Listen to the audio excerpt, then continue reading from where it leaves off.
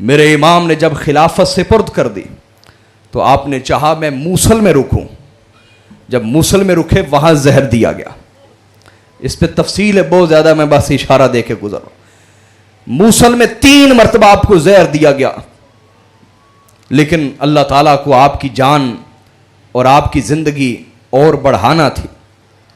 3 دفعہ زندگی بچ گئی. آپ موصل سے مدینہ آ گئے کہ شاید میرے نانا کا شہر ہے, مجھے یہاں ہی کوئی سکون لینے دے گا. اوئے ہوئے ہوئے ہوئے میرے بھائیوں, مدینہ میں پھر زہر دیا گیا آپ کو.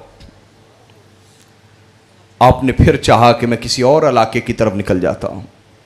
جب وہاں پہنچے تو ایک شخص جو بڑا نیک تھا, بڑا نیک, کبھی وہ پہلی صف قضا نہیں کرتا تھا, تکبیر اولیٰ کے ساتھ جماعت کے ساتھ نماز پڑھنے والا تھا, امام کے خطبے بھی سنتا تھا, جماعت کے ساتھ نماز بھی امام کے پیچھے پڑھتا تھا.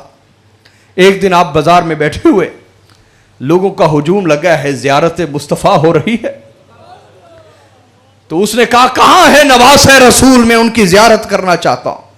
لوگوں نے جگہ دی. آپ نے اٹھ کے اسے گلے سے لگایا. اس نے اپنی کھونٹی میں, جو ڈنڈا تھا ہاتھ میں عصا کھونٹی, اس میں زہر بھرا ہوا تھا, امام کے پاؤں پہ رکھ کے دبایا, جس سے زہر مبارک پاؤں اور ٹانگ میں پھیل گیا. آپ پھر شدید بیماری کی اور تکلیف کی حالت میں چلے گئے. وہاں سے نکلے, دوبارہ پھر مدینہ آئے. مدینہ میں آپ کو پھر زہر دیا گیا. جب زہر دیا گیا تو اپنے نانا کی قبر پہ آ گئے. کہا نانا جان, یہ مدینہ آپ نے بسایا تھا نا, یہ مدینہ آپ نے آباد کیا تھا, لیکن یہاں ہر ایک کو امن سے رہنے کی اجازت ہے اور آپ کے بچوں کو یہاں امن سے رہنے کی اجازت نہیں. میں جہاں جاتا ہوں زہر دیا جاتا. آپ کو پسینہ آیا, الٹیاں آئیں, جس سے زہر کا اثر جاتا رہا. 7ویں مرتبہ پھر آپ کو مدینے میں زہر دیا گیا, جس سے جگر مبارک کے ٹکڑے ہو کے الٹیوں کے ساتھ باہر آتے تھے. لیکن یہ نبی کا گھرانہ, یہ کیسا گھرانہ ہے جنہیں ہم پہچان ہی نہ سکے آج تک. ان کا حق دینا تو بڑی دور کی بات ہے. میرے امام نے فرمایا, میرے امام نے فرمایا بھائی حسین, مجھے 7 مرتبہ زہر دیا گیا, لیکن جو آج زہر دیا گیا, اتنا شدید زہر مجھے کبھی نہیں دیا گیا.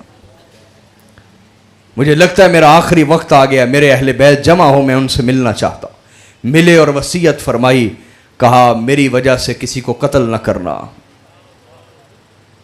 میری وجہ سے کسی کو قتل نہ کرنا. اگر وہی ہے جس کے بارے میں سوچ رہا ہوں تو اللہ اس کی پکڑ کرے گا, اگر وہ نہیں ہے تو کسی نہ حق کی جان نہ جائے. پھر فرمایا ام المومنین سیدہ عائشہ سے کہنا میں اپنے نانا کے ساتھ دفن ہونا چاہتا ہوں, نانا کے ساتھ دفن ہونا چاہتا. ان سے اجازت لیں. اجازت لی گئی, انہوں نے اجازت دے دی اور فرمایا اگر میرے جنازے پہ کوئی ہنگامہ ہو تو پھر مجھے عام مسلمانوں کے ساتھ دفن کر دینا. اور وہی ہوا جو امام حسن سوچ رہے تھے. جب جنازہ اٹھایا گیا, مروان جیسے لعین نے تیر چلایا اور تلواریں اٹھا لی. کہا ہم حسن کو کبھی بھی رسول اللہ کے ساتھ دفن نہیں ہونے دیں گے. لوگوں نے لاکھ سمجھایا, اس نے کہا کبھی ایسا نہیں ہوگا. امام حسین نے تلواریں نکال لی, بنو ہاشم نے نکال لی, لیکن حضرت ابو ہریرہ نے عرض کی کہ امام نے فرمایا تھا اگر میرے جنازے پر یہ ہنگامہ کریں کلمہ پڑھنے والے میرے جنازے پر ہنگامہ کریں, نبی کے بیٹے کے جنازے پر, پھر مجھے عام مسلمانوں کے ساتھ دفنا دینا. حاضرین, ہم نے اپنی نبی کی اولاد کے ساتھ کیا کیا ہے؟ ہمیں اپنے گریبانوں میں جھانکنا چاہیے, اور کم از کم اپنے دور کی کربلا تو ٹھیک کریں. آپ کی کربلا آپ کا دور ہے, اپنے دور میں تو سیدوں سے وفا کرو, اپنے دور میں تو نبی کی اولاد کو نہ ستاؤ, کم از کم اپنے دور میں وفا کرو.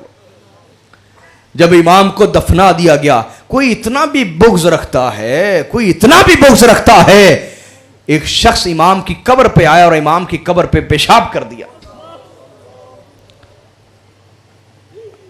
کوئی اتنا بھی بغض رکھتا ہے, ہوئے ہوئے ہوئے. اور دوسری طرف وہ حسین سید الشہداء, حسین سید الشہداء. یہ تاریخی حقائق ہیں, یہ حدیث کی کتب ہیں. میں کمزور بات نہیں عرض کرتا کبھی بھی.